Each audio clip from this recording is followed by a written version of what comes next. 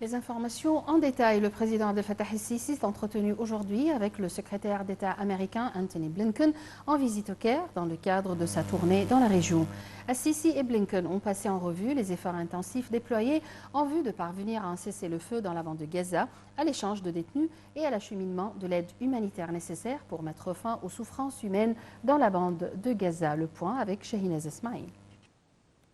Le président Abdel Fattah el-Sisi a reçu aujourd'hui le secrétaire d'État américain Anthony Blinken et la délégation qui l'accompagne. Ceci en présence du ministre des Affaires étrangères Sameh Choukri et du chef du service de renseignement Abbas Kamel. M. Blinken a quitté l'Arabie Saoudite ce matin pour ce qui s'annonce comme une journée marathon en visite en Égypte et au Qatar avant de s'envoler pour Israël pour discuter des négociations sur la prise d'otages. Le secrétaire d'État américain a transmis au président el-Sisi les salutations du président Joe Biden, soulignant que les États-Unis continueront à renforcer le partenariat stratégique entre les deux pays, de manière à soutenir les efforts visant à maintenir la stabilité, la paix et le développement dans la région. La réunion s'est concentrée sur le développement des efforts intensifs visant à parvenir à un cessez-le-feu dans la bande de Gaza, à l'échange d'otages et à la mise en œuvre de l'aide humanitaire nécessaire pour mettre fin aux souffrances humaines. Le président el-Sisi a souligné les efforts déployés par l'Égypte, notamment dans des conditions difficiles, en dirigeant le processus de fourniture, de coordination et d'introduction de l'aide humanitaire à Gaza. Ceci en coordination avec les Nations Unies et les institutions de secours compétentes, soulignant l'importance du rôle central joué par l'Agence des Nations Unies pour les réfugiés palestiniens UNRWA à cet égard. Blinken a pour sa part souligné la volonté de son pays de poursuivre la coordination et les efforts conjoints avec l'Égypte pour parvenir au calme et protéger la région de l'expansion du conflit.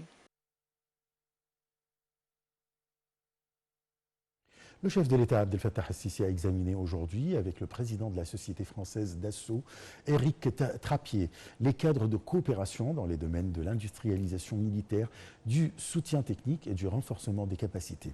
Ceci est intervenu lors de la réunion du président el-Sisi avec M. Trappier et la délégation qui l'accompagne, tenue en présence du chef du commandement stratégique et superviseur de l'industrialisation militaire, le général Ahmad Khaled.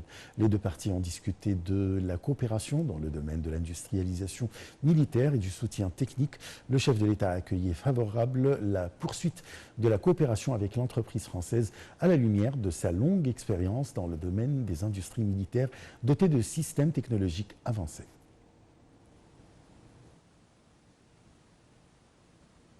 Le président du Parlement, le conseiller Hanafi El-Ghebali, a envoyé un message de vœux au président Abdel Fattah el-Sisi à l'occasion de la mémoire d'Al-Isra wal-Mi'raj, ou le voyage nocturne effectué par le prophète Mohammed, bénédiction et salut sur lui. El-Ghebali a souligné que ce voyage sacré nous enseigne la patience et la résilience face aux défis. Le conseiller Ghebali a aussi souhaité prospérité et paix à la nation islamique.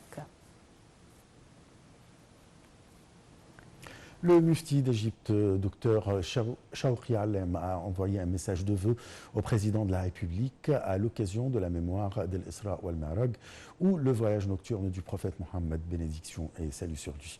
Alem a estimé que la mémoire de l'ascension témoigne de la confiance du prophète en Allah, ainsi que de sa grande patience.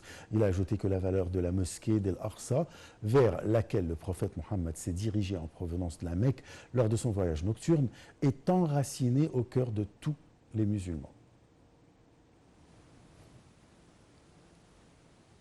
Les forces armées ont organisé une visite pour les représentations militaires arabes et étrangères dans le gouvernorat du Sinaï du Nord, où elles ont passé en revue les efforts déployés par l'Égypte en vue de fournir les aides humanitaires et médicales à la bande de Gaza.